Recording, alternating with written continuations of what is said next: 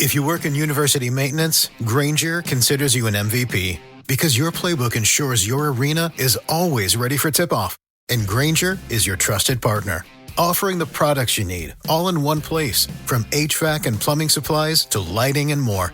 And all delivered with plenty of time left on the clock, so your team always gets the win. Call 1-800-GRANGER, visit Granger.com, or just stop by. Granger, for the ones who get it done. Tyler Reddick here from 2311 Racing.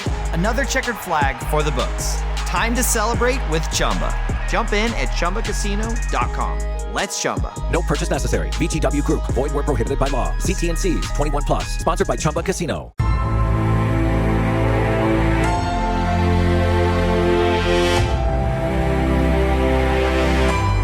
There are heroes and there are legends.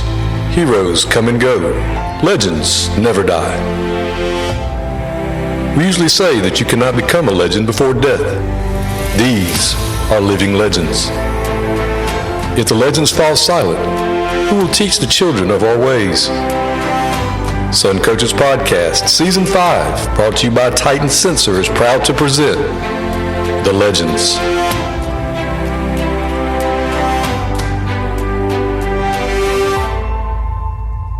Sun Coaches is proud to partner with Titan Sports for the next 4 seasons on Sun Coaches Podcast.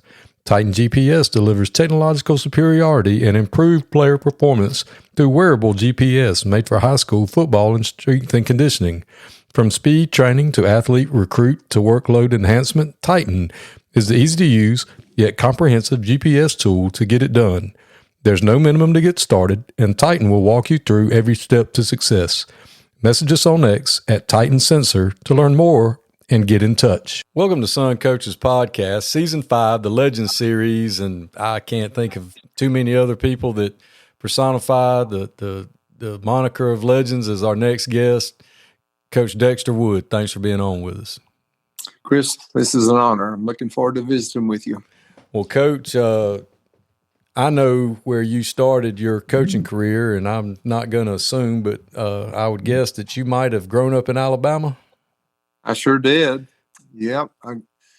I grew up in a small town in South Alabama called Ozark, Alabama, small city school system, and just grew up running the streets and walking to school and got involved in sports. Sometimes my parents didn't even know what I was doing and where I was, but I don't know. I really had no role models of college. My dad nor mother had ever attended college.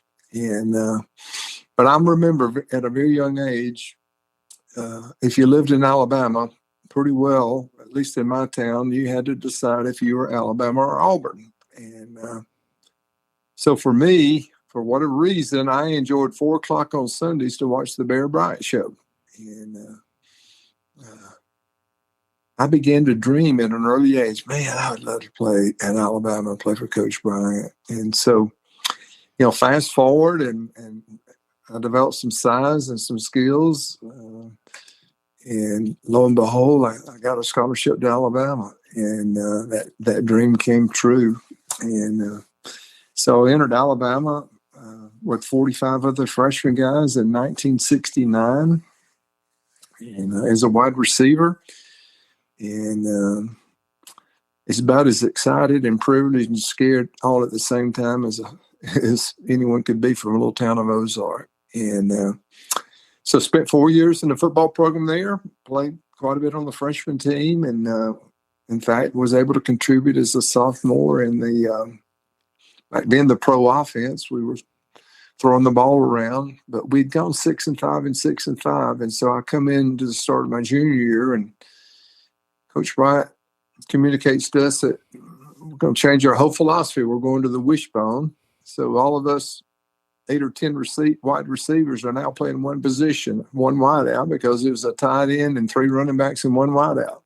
And so for my last 2 years at Alabama, I became somewhat of the blocking specialist. And we had a couple other speedier guys than me that went on passing downs were in there. And I love to tell the story of the wishbone offense. My senior year, I was the second leading receiver on the team and caught 13 passes. That's how much we threw, how little we threw the football. So, but you know what? That was back in an era that Coach Bryant certainly instilled in us that we all had a role and it was important.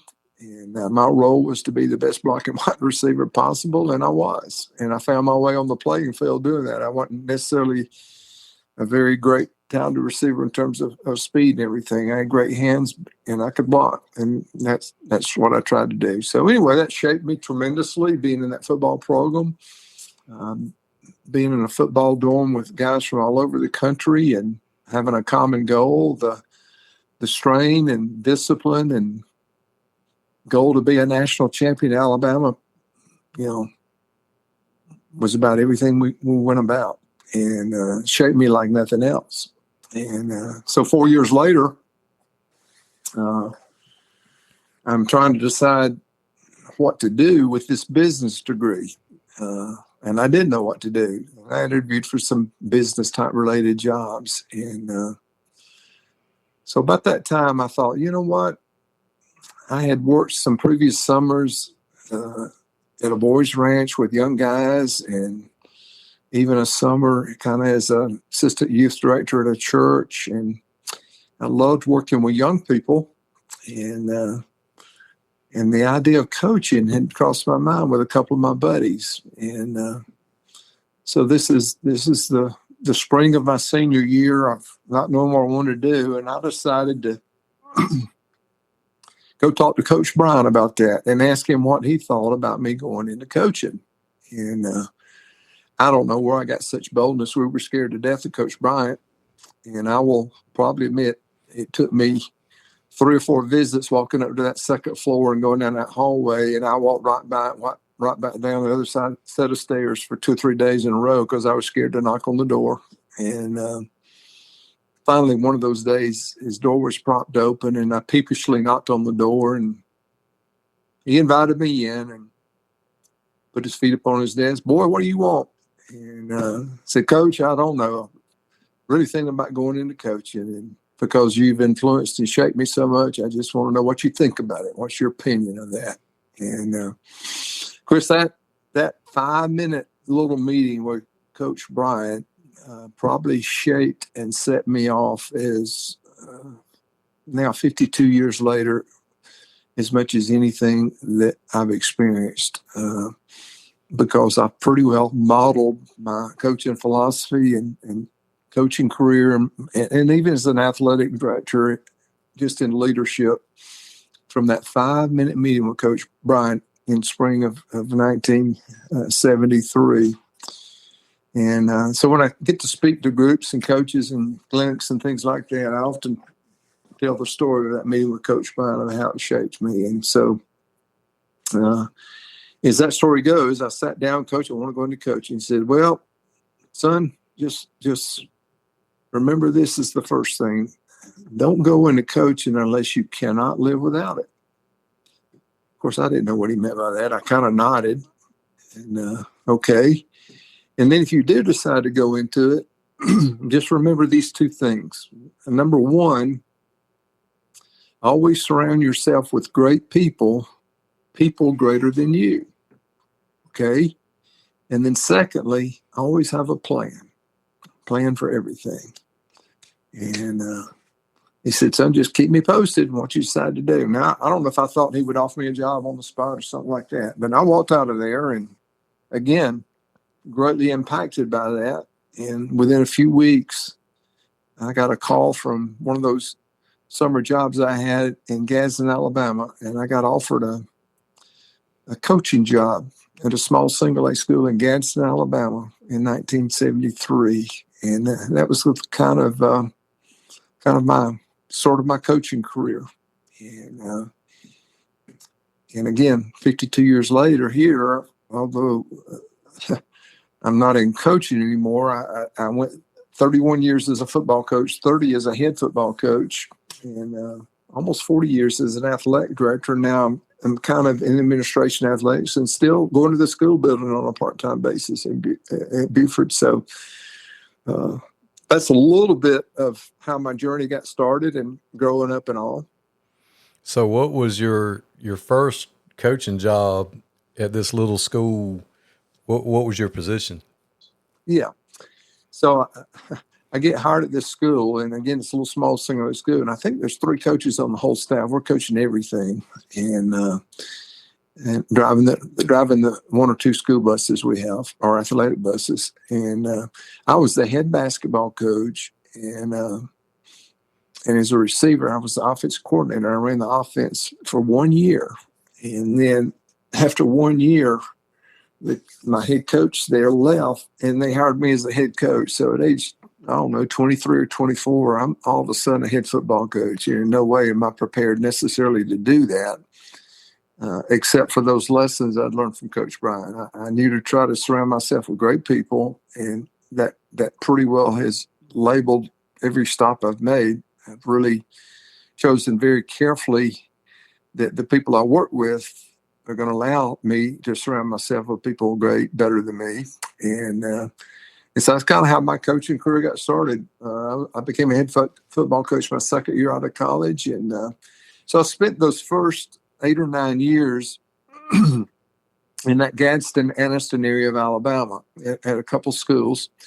And my wife was from Atlanta, or her family was from Atlanta. She grew up in Birmingham, but we had decided that I was at a point after 7 or 8 years, do I want to stay in this with a family, with a young daughter, or do I want to pursue maybe utilizing that business degree? And if I do, Gadsden, Alabama is not the place to do it. Let's move to Atlanta, and maybe I can get a coaching job over in that area. And if I decide at that point to get out of coaching, then that would be a great area to maybe pursue business area interests. So anyway, so in 1984, I become the head football coach at Lassiter High School over in Cobb County. It was a brand new school. They had played JV football for 2 years, and they were about to enter their first year of region competition. And I was their head coach. They hired again out of Gadsden, and stayed there 3 years. We made the playoffs 2 of the 3 years, and pretty well got that program going pretty good. And then the Marietta High School job opened up, and I don't know, it was a city school, and I had been raised in a city school and coached at city schools in Alabama, and it just fit my leadership style and my personality and coaching beliefs a little bit better, having an independent school. And so I applied for that job, and they hired me in 1987, and I was there 9 years, but I had 8 wonderful seasons there. Just enjoyed it. 2 or 3 of the best players I coached during my whole that I've ever been around in my 50-year career happened there at Marietta, and so that went great. And then along about 95 it would be. Tyler Reddick here from 2311 Racing. Victory Lane? Yeah, it's even better with Chumba by my side. Race to ChumbaCasino.com. Let's Chumba. No purchase necessary. VGW Group. Void where prohibited by law. See T&Cs. 21 plus. Sponsored by Chumba Casino. After 8 years there, we were living on this side of Atlanta toward Alpharetta, a little bit more toward Gwinnett County. And I had been commuting all the way over to Marietta all those years for a lot of reasons. Our kids got involved in the school system over here. I didn't want to disrupt them, and I was making the move, and my son was involved in a lot of athletic activities, and I was missing them with that long drive. And so I began to look for jobs on this side of Atlanta, around the Gwinnett County area, Hall County, Forsyth County area. And then somebody told me, said, well, I don't know if you'd be interested, but there's a little old school called Buford High School that has an opening you might be interested in. And of course, Marietta at that time, 4 classification was a 4A school. But I got home that afternoon, and sometime over that weekend, Martha and I jumped in the truck, and we drove up to Buford, Georgia. Never had been there in my life, and it was kind of out in the middle of nowhere at that time, back in 1995. Growth had not hit the northern part of Gwinnett County. Buford, a single single age school of about 350 students. And so again, within a couple of months, I was blessed to be offered that job. And again, that was in 1995. I came in only as the head football coach. Ed Cochran was the athletic director. And that's kind of how we got Buford football going. We didn't have necessarily instant success with championships, but I just was able, Buford allowed me really to hire some of the best coaches I've worked with during my long tenure in those initial years. And so by the year 2000, we were playing for a state championship, and it had been 23 years since Buford had played in a state championship match. And then in 01, we played another state championship and won it. And then in 02, we got moved up to AA. We didn't think we could compete on that level. There was America sitting there as a two-time defending state champ, and we upset them in a semifinal match in the Dome. And lo and behold, we won another championship in 02. And then in 03, we've got a really strong team coming back, and we pretty well dominated that season and won our third straight state championship and fourth state championship finals in a row. And then in 04, we advanced to the championship again in AA against a very talented Charlton County team who we'd beaten the year before, and they beat us in the last game I coached in 2004. So that completed my 10-year tenure of head football coaching and the 10 years at Buford. And it kind of set the culture and trajectory that has become Buford football now. My longtime assistant had played for me at Marietta was Jess Simpson. He took over, and for the next 12 years, I think he played maybe in 10 state championship finals and won 7 of them. And then Brian Appling was an assistant I'd hired, took over in 2019 and won 3 more state championships. And so, I think the number's now at 13 state championships at the year 2000, and we've played in 18 finals. And so we certainly have our tradition and culture, and it's still ongoing, and I still get to enjoy it. So that's kind of my football journey. What a journey it was, too. I remember as a young coach, those back to back to back. The rest of us were going, they may never lose. they legitimately might not. Y'all set it was a record. I mean, there was all kind of records, but everybody's looking at each other going, they can keep moving them up in classification. They could win the biggest classification. They may literally never lose. And I'm sure y'all didn't feel that way, but the rest of us were looking at y'all going, oh my God. They're not. They're never going to lose another game. Every time they moved us up, we were scared to death. But you're right. We did set the state of Georgia consecutive win streak at 47, and Eagles Landing got in the 30s, and Calhoun got in the 30s. But that's a pretty hard record to win 47 games in a row. I don't care what classification you're in. Oh yeah, I don't care if you're playing church league. That is a heck of an accomplishment. I had Joey King on a while back, and he talked about that streak they went on, and he said, I know it's cliche, but we literally just thought, let's win this week.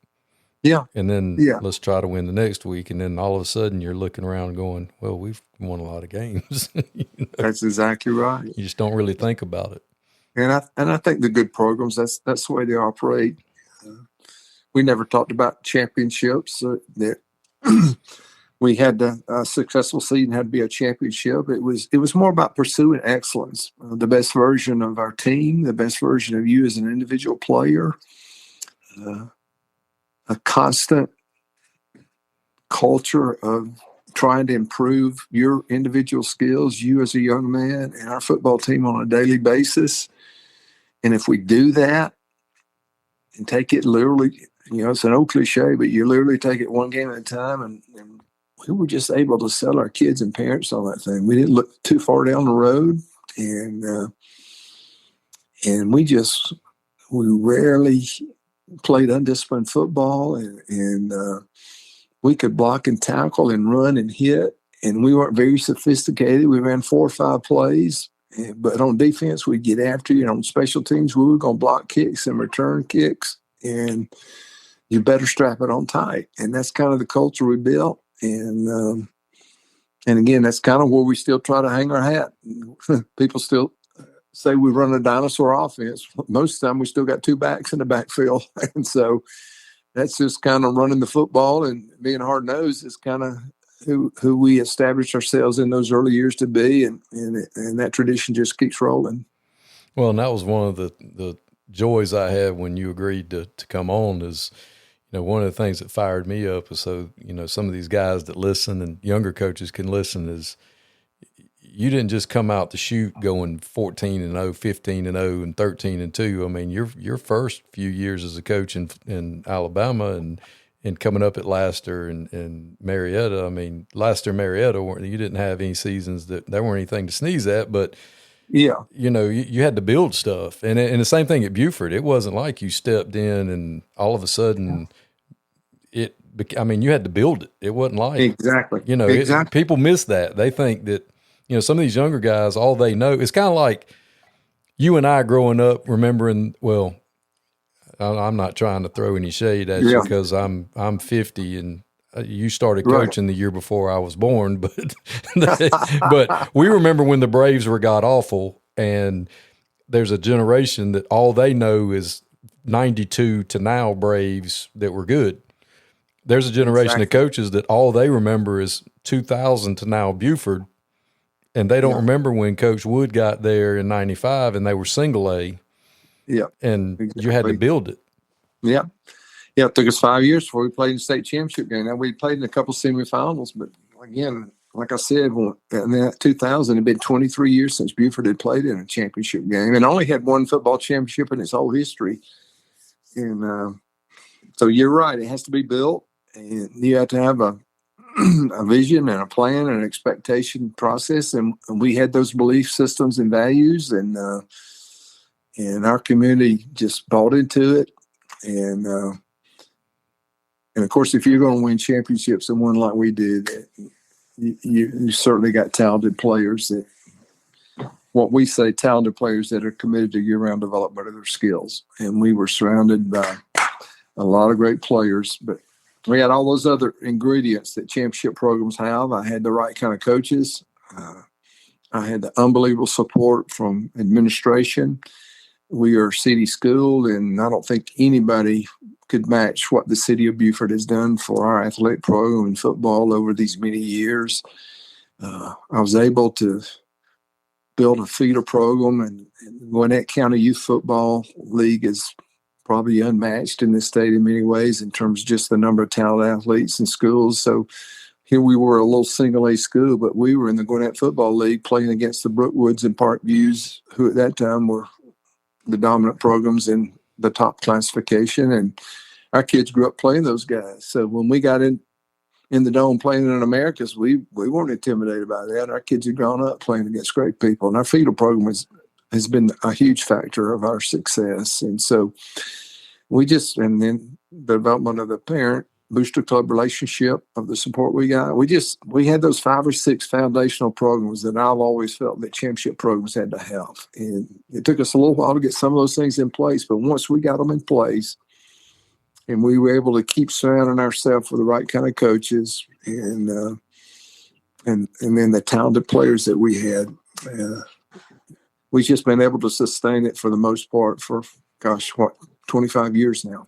Well, what was that first state championship like? I ask everybody that when they win the first one. I bet that was, you were like, okay, yeah, we did it. It was. And we played for the state championship in 2000 with a pretty good football team, but we ran against a really talented Commerce team who I still think is the best high school running back I ever coached against. And he went off on us that night. So we had that taste in our mouth. We had a pretty good group coming back for 0-1 team. And seniors came up with it. They kind of came up. It was on our run-through banners, just one more. We just want to win one more game this season. And that was kind of the mantra that carried that 0-1 team.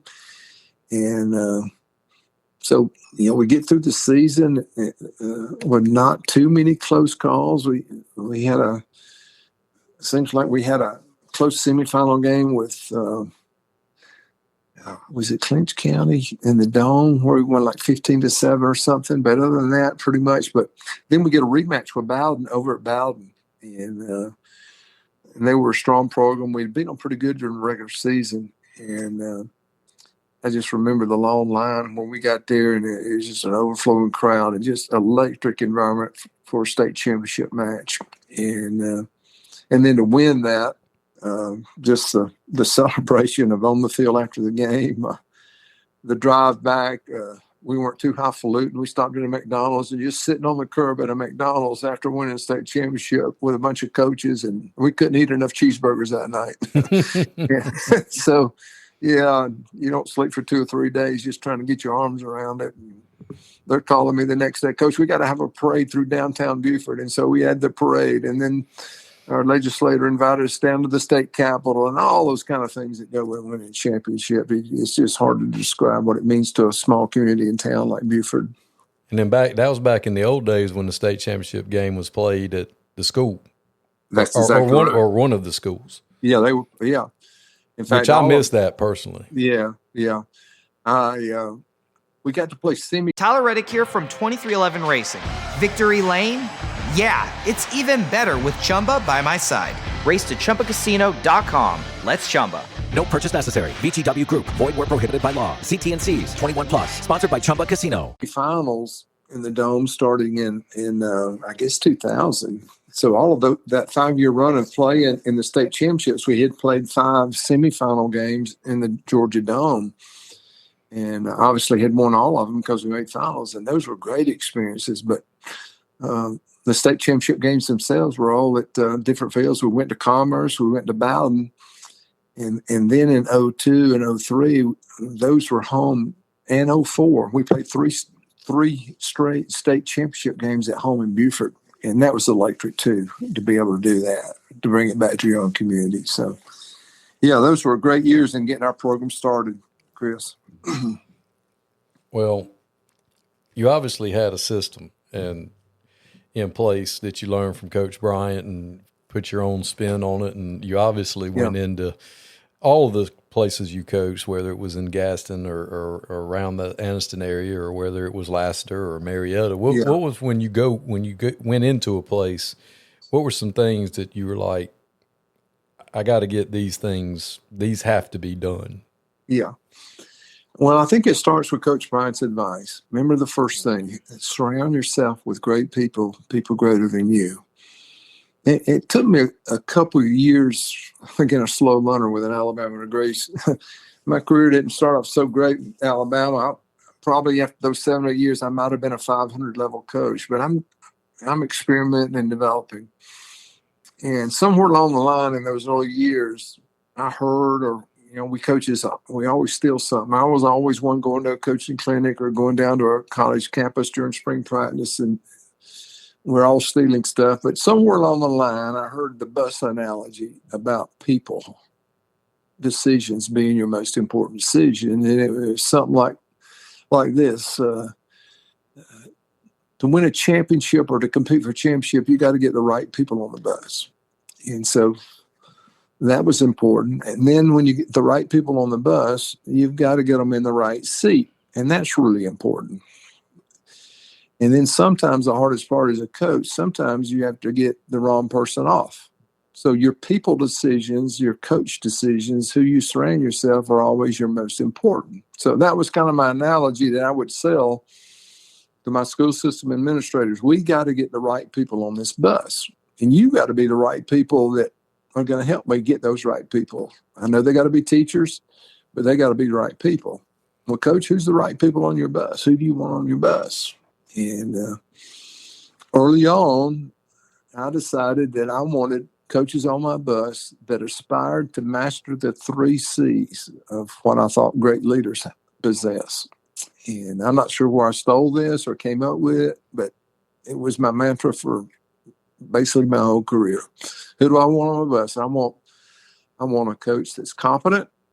I want a coach that connects with kids, and I want a coach with the right character to make an impact on kids. And so in my interviewing and hiring and all those, You can certainly find coaches. Most young coaches want to master in the first seed. They want to out-coach you, out-scheme you.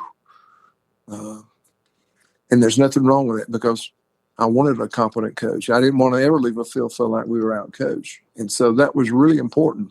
And a lot of an interview was spent on the competency of what you know, and if I get you on this bus as the right person, where's the seat you're going to fit best in? And but competency was real important.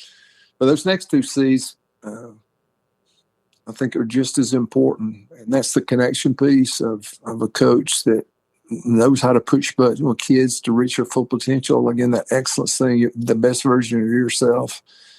And when you get a coach that has a competency level, and yet he can relate it to a kid and connect with that kid and gets to know that kid, and the old saying, to get a player run through the wall for you, man, you got a special coach right there. But the last thing was also important. And for me, growing up as I did, and my beliefs and values and family and caring about kids, I wanted a coach of very high character. And profaning kids or browbeating kids, yeah, we're going to get them to play hard. We're going to get them to play strain. Yeah, we're going to be physically tough, but we're going to do it the right way. We're going to inspire them from the inside to believe in this and play hard. And we're not gonna be out of the role model behavior mode at any point, whether it's on the field, off the field, or in your personal life. That's who I want working for us, is you're going to love and care about kids, and you're going to make an impact on them. That was in our mission statement. It was in our core beliefs and values, and it involved character. So that's kind of the way I got programs started. Then along the line, in terms of football philosophy and how you would sell it to a community and sell it to kids, early on in my career, I heard at a clinic one time a coach say, "What are the three most important questions in life?" And I perked up on that a little bit. What does that have to do with football? And in fact, this was Bill McCartney. If you remember the old Colorado coach, it was a dynamic coach and had won a national championship back maybe around 89 or 90 or something. But anyway, the three most important questions that shaped much of my philosophy, scheme-wise and everything, revolved around those three questions. Who are you? Where are you going? And how are you going to get there? So who are you? And I felt like I learned this from Alabama. When we put that red jersey on, there was something so significant about that. And it was almost an intangible feeling that came across you, that when you put that red jersey on, that crimson jersey on, and ran through that tunnel, you felt like you could climb any mountain, beat any opponent. You could play out of your mind and out of your body experience just simply because you were Alabama and wore that jersey. And so I think that's a key part in coaching leadership, your people, is never forget who you are, what makes you significant. And for us, it's Buford football. And Buford football was significant. Wearing the green and gold jersey, what it does to you. And we had it in our game program. We had it on our school board, the specialness of who we are and what we represent, and the tradition and everything that we've built. That's who you are. You're a Buford football player, and you represent all that. And our kids buy into that, and we sell that. And again, that comes from tradition. But a lot of it revolves around the next two questions: where are you going? And that gets to the vision and, I guess, goals and passion of your program. And so where are we going? Who are we? We're Buford football. That's special. That's significant. Where we're going, we want to compete for championships, and we want to do that by pursuing excellence, the best version of ourselves, what we talked about. So that's where we're going, and that will permeate everything we do. We want to compete on a statewide level and be prepared when the playoffs begin to be playing our best football. And then the third one, I guess, is what you're asking about, is philosophical beliefs about how you're going to get there. And a lot of that's grounded from my Alabama playing days. I believed, and to this day still believe, that most state championships or most championships on any level starts with great defense. So even as a young coach, when I might only have 25 or 30 players, and that's all I had on my first Buford teams, my best players were always going to be on defense, and I would rest them on offense. And certainly as the season goes on, they could play both ways. But we probably spend 2-to-1 practice time on defense. And I just believed it. My best coach always was going to be my defense coordinator, because basically I was going to pretty well let him run the football. And for much of my career at Buford there, when we were making the run, Jess Simpson was my defense coordinator. And now he's defense line coach at Georgia Tech and coached with the Falcons and coached at Miami. So, I think I made a pretty good decision on that one. So anyway, we hung our hat on that. And then I guess from Alabama days too, then we're going to run the football on offense. And so most of my career, now I went through a wing tee phase a little bit, coaching in Alabama, and I brought it. That lasted. I ran the wing tee those 3 years with pretty good success, but not competitive on a statewide level necessarily. And I stayed in it a couple of years at Marietta, and then with some of those talented athletes, I ended up evolving into somewhat of an I formation team, but with wing tee blocking schemes up front, and pretty well stayed for that with a few years, but then evolved into pretty traditional I formation team, 2-back I formation team. My fullback was a very key ingredient in the running game, as well as certainly blocking for tailbacks. But I had that run of great tailbacks and found ways to get on the ball and run the football. And then, of course, how you're going to get there. You're going to play great defense. You're going to run the football. And then, special teams, we're not going to ever beat ourselves. And we're going to make at least 1 or 2 plays in the game with field position or turnover in special teams, or making a play with a block kick or return kick to help us win a close game. And that's pretty simple, but I'm a pretty simple coach. And that's pretty what I ran with for 30 years as a head football coach. And in those 30 years, you mentioned, I mean, there's so many. You're obviously going to leave some kids out, but who are some of the best players you either coached or saw? You mentioned the running back from Commerce. You kind of mentioned 3 kids at Marietta were some of the best you ever coached. Who are some of the kids that stand out that you either saw on the other side or that you coached that were just that you went, wow, that kid's special? Yeah. I mentioned that my first 7 or 8 years in coaching, I was a pretty average coach. But you know how many Division I signees I had in my first 7 or 8 years as a coach? 1. And he was a punter that went to Auburn. And so I just never coached a Division I athlete.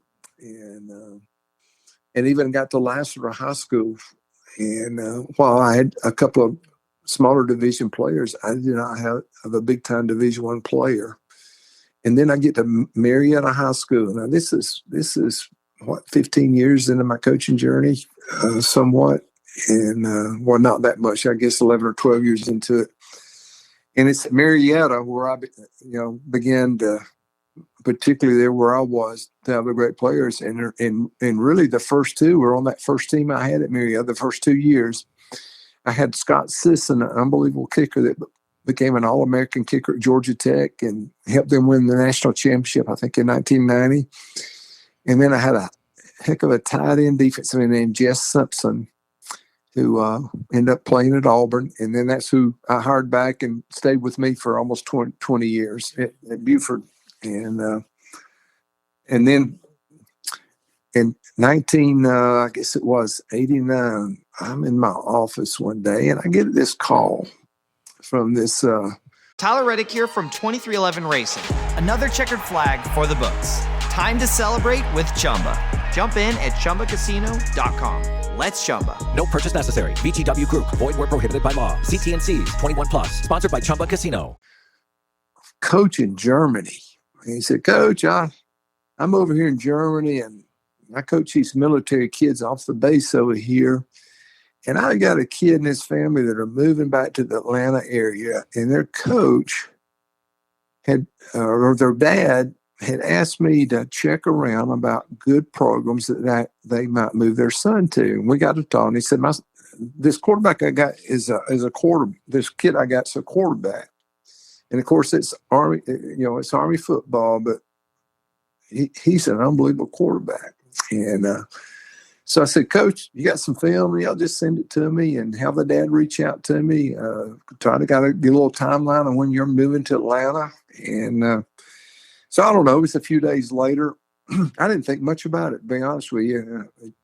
JV type kid or JV type football, but a good quarterback moving in from Germany. And a few days later, the tape came in. And again, I just put it right there on my desk, and I don't know, didn't get to looking at it immediately, but one of my coaches grabbed it. And within an hour or so, this coach comes around and look on it and said, Coach, sit down, turn it on. You got to see this. And so this coach in Germany sent us a highlight tape of Eric Zaire playing military football in Germany. And I almost wet my pants after I saw the arm and the power and all that stuff. Yeah, he wasn't bad. So all of a sudden, I'm on the phone now calling this coach in Germany. When are they going to be over here? Where's he going? Is he going to visit us and all that kind of stuff? And so long story short, he did move to Atlanta, or his dad and them made a trip to Atlanta, and he scheduled about 5 visits to what his coach in Germany had determined. He had called some Auburn coaches and Alabama coaches and asked them who were some of the better programs in the Atlanta area. And Neil Calloway was one of my former Alabama teammates, and he was coaching in Auburn. And for some reason, they got hold of Neil Calloway, and he said, well, one of the stops you need to make is Dexter Wood at Marietta High School.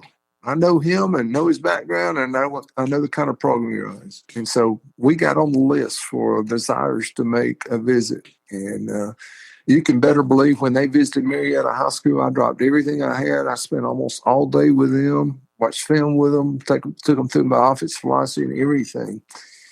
But was unsure because they had visited some other top schools. And within a week, Rick Zaire called me and says, we're coming to Marietta High School. And they arrived at spring practice, and the trajectory of Marietta football changed in a hurry.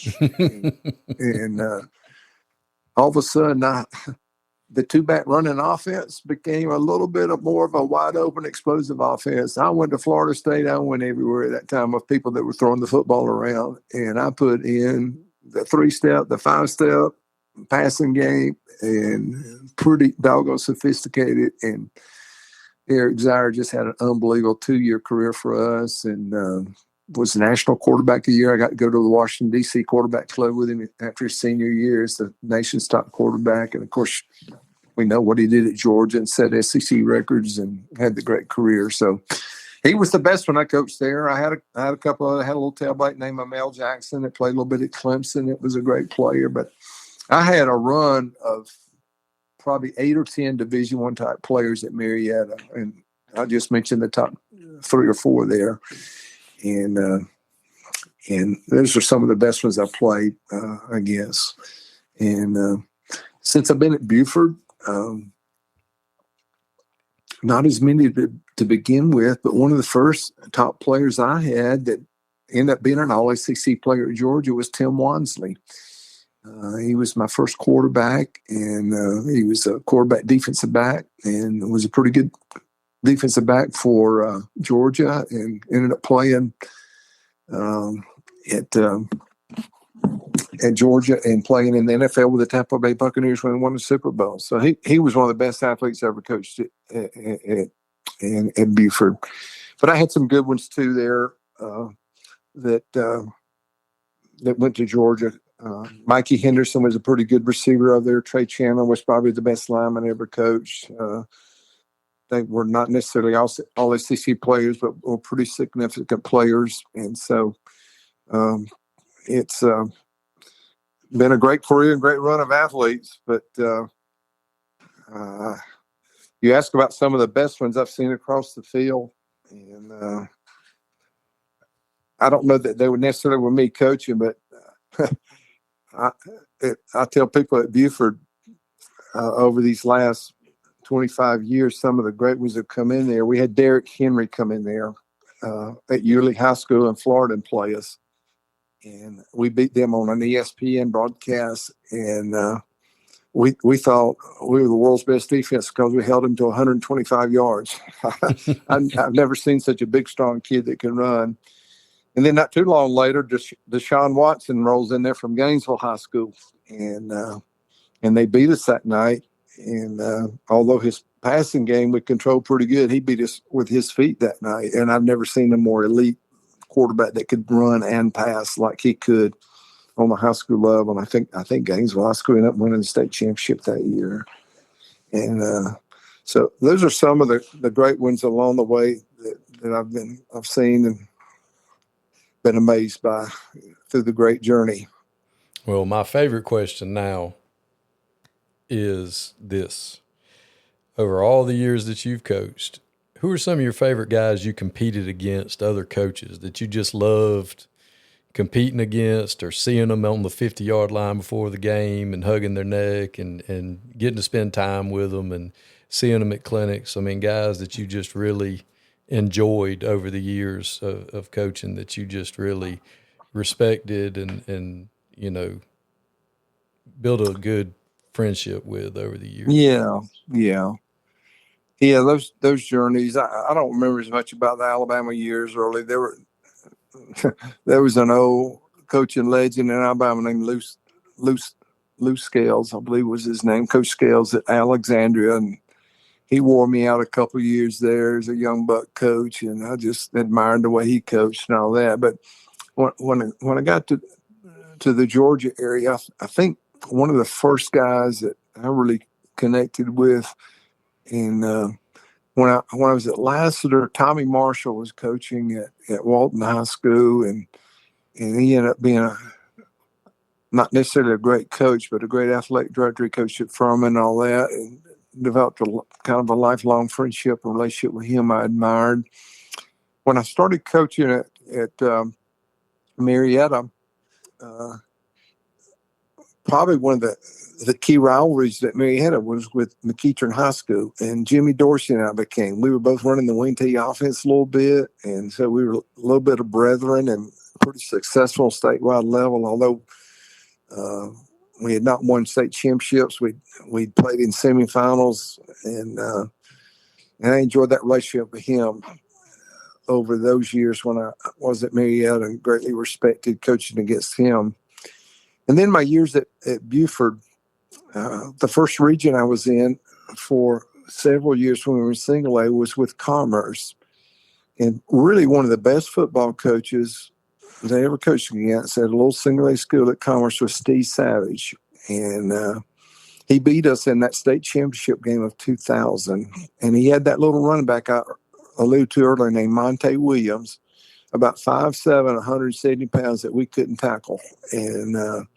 And he was in some type of triple option offense that isolated us and would get him one-on-one. It seemed like at will. But I thought, and I had such a great admiration for the way Steve Savage ran that Commerce program, and that was good. And then my last 2 or 3 years there, we ended up running into Charlton County and Rich McWhorter, who had won state championships at Charlton 2 or 3 before we first played them in the 03 state championship game.